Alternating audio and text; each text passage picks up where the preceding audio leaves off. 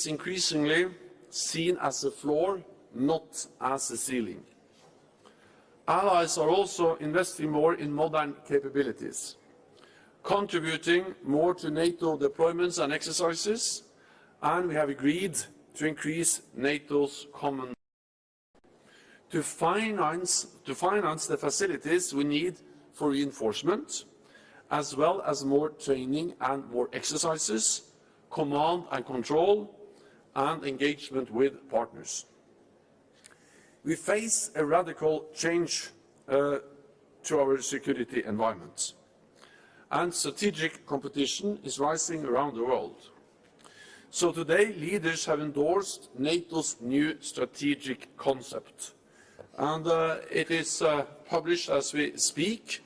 And this is the new strategic concept. The current one was agreed in 2010, and this is very different compared to what we agreed back then.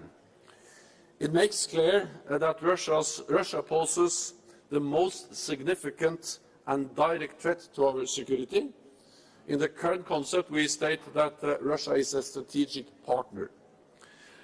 In the current concept, we do not mention China with a single word. In this, allies states that China's coercive policies challenge our interests, security and values. The concept also sets out our joint position on countering terrorism, as well as cyber and hybrid threats. Today, we took other important steps to continue our adaptation. We are launching the NATO Innovation Fund. Backed by allies, it will invest €1 billion in startups and funds developing dual-use emerging technologies, such as artificial intelligence. Together with NATO's Defence Innovation Accelerator for the North Atlantic, or DIANA, the new fund will harness the best new technology for transatlantic security. Climate change is a defining challenge of our time, and NATO is committed to playing our part in mitigating the impact on our security. Today, we agreed a new methodology to map military greenhouse gas emissions, and we agreed concrete targets to cut NATO emissions. Our aim is to cut emissions by NATO bodies and commands by at least 45% by 2030 and move towards net zero by 2050. This is an important step for our alliance. We cannot choose between having green militaries or strong militaries. They must be both. So we must maintain our operational effectiveness and readiness as we continue to adapt. In a more dangerous and competitive world, we must work even more closely with like-minded nations and organizations. This afternoon, our Indo-Pacific partners, Australia, Japan, New Zealand, and the Republic of Korea, will take part in a NATO summit for the first time. We will also be joined by the European Union, Finland, Georgia, and Sweden. Today, NATO leaders took the historic decision to invite Finland and Sweden to become members of NATO. The agreement concluded last night by Turkey, Finland and Sweden paved the way for this decision. I would like to thank Turkey, Finland and Sweden for accepting my invitation to engage in negotiations to find a united way forward. This has been hard work over many weeks, with multiple contacts at many different levels. Senior officials have had 2 rounds of talks in Brussels under my auspices. And last night we met President Erdogan, President Niinistö and Prime Minister Andersson, and we were able to reach the final agreement. This is a good agreement for Turkey. It is a good agreement for Finland and Sweden, and it is a good agreement for NATO. And with that, I'm ready to take your questions. Okay, we'll start with CNN. Thank you so much. So I have two questions. The first is, I'm wondering if you could talk a bit more about the meetings you've had over the day about ironing out the details of the new force model, and that includes the question of permanent basing.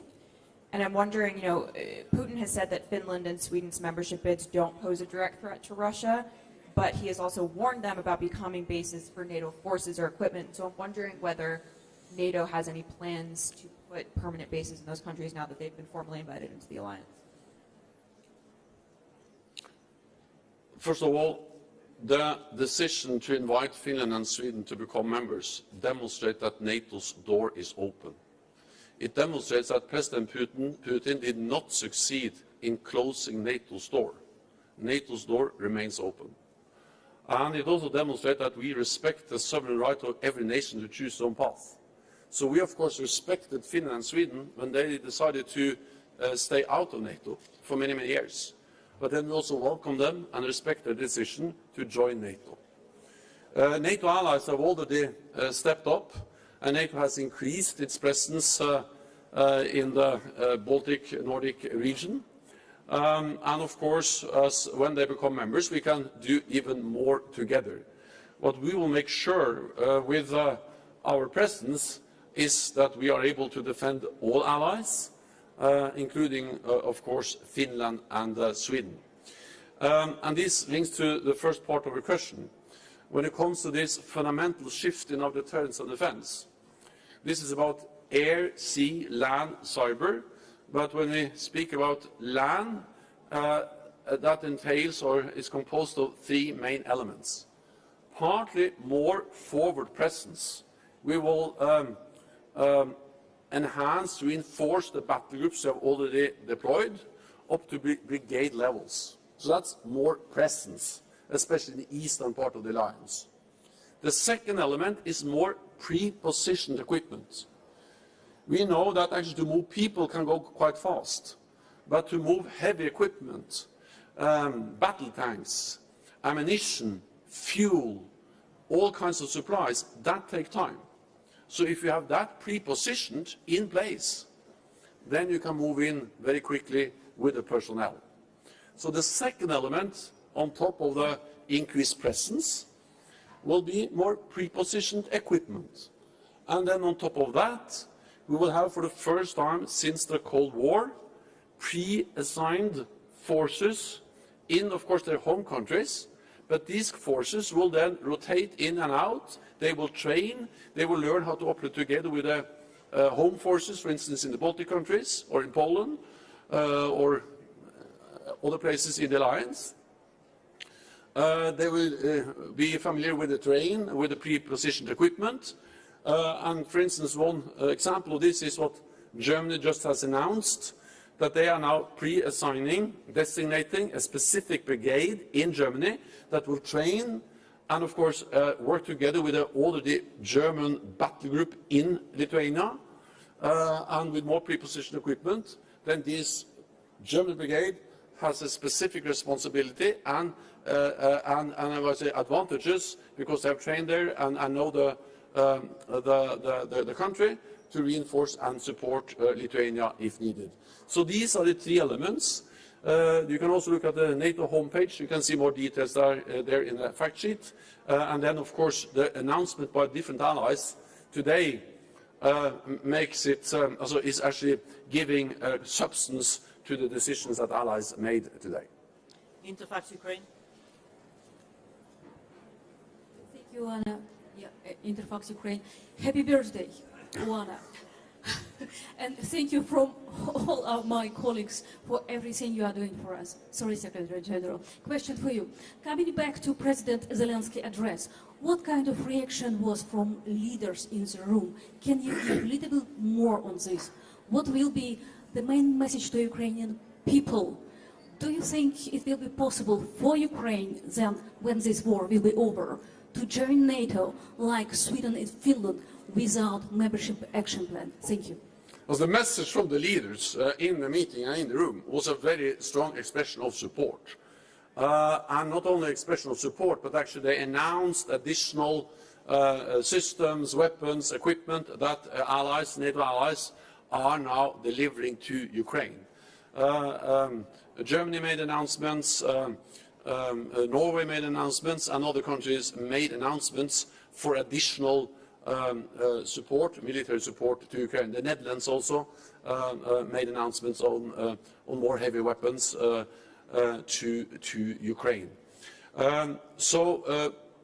Part of this is something we do. It's also as a message in deeds, but also in words, but also in deeds. But I think also it's very clear that allies are prepared for long haul. Wars are unpredictable, but we have to be prepared for the long haul, and that was also the clear message to all of us in the room from President Zelensky, and our answer was yes, we are prepared, because they are fighting for their independence, but they're also fighting for values which are important for NATO, fundamental for NATO. The sovereignty, the territorial integrity of every nation, and therefore this matters for our security. Our focus now is to support Ukraine. This war will, as most other wars, at some stage end at the negotiating table. But it is important that Ukraine is able to get an agreement on their terms, which is acceptable for Ukraine. And therefore we know that there is a very close link between what they can achieve around the negotiating table and their strength on the battlefield, and therefore our focus now is to support them on the battlefield with many different types of lethal and non-lethal support. That is the focus, and then of course we have demonstrated today that NATO's door remains open, and we also reiterate the decision we made in Bucharest on membership for Ukraine. Spanish television.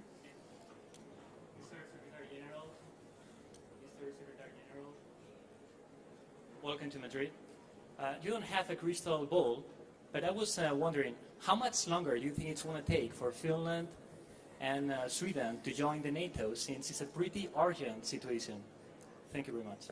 Well, so far this is the fastest accession protocol ever, accession process ever, because Finland and Sweden applied for membership in May, and now at the end of June, leaders invite them to become members, and we will sign the accession protocol.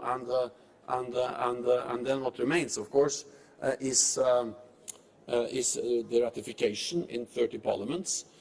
I cannot speak on behalf or promise anything on behalf of 30 different parliaments, but the message in the room is that throughout the alliance there is a strong will to work with parliaments so they can do the ratification as soon as possible. So this has moved fast so far, and of course I expect that the allies are ready to also ratify as soon as possible, but there are different procedures in different countries, so this will take some time in different parliaments. Global News Canada. Thank you very much, Secretary General. David Aiken, Global News. You were very gracious greeting the Canadian Prime Minister today. Secretaries General before you have been very gracious greeting Canadian Prime Ministers, but our spending is just awful. It decreased, if you measure by GDP, it decreased in absolute terms. We're nowhere near the 2%. It's not your place, but I wonder, how might you convince a Canadian public, a Canadian politician, to spend more on defense? And secondarily, what then might a medium or smaller military power do, contribute, with some of this new focus, new spheres of influence in China, in Asia, as well as the urgent crisis here in Europe? Thank you. Of course, I expect all allies to meet the guidelines we have set, and we agreed them back in 2014 for the decade up to 2024, and since then the world has just become more dangerous. And I have been a politician myself for many years, and I understand that it's always easier to invest in health, in education and infrastructure, instead of allocating money for defense. That's very easy to understand. And that's also the reason why NATO allies reduced defense spending after the end of the Cold War. But if we reduce defense spending when tensions are going down, we have to be able to increase defense spending when tensions are going up and when we live in a more dangerous world. And therefore, I welcome the fact that all NATO allies have increased defence spending and added a lot.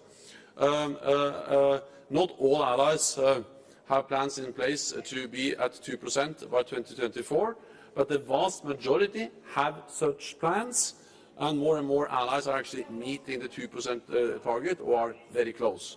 So, of course, this is a message to all allies, including Canada.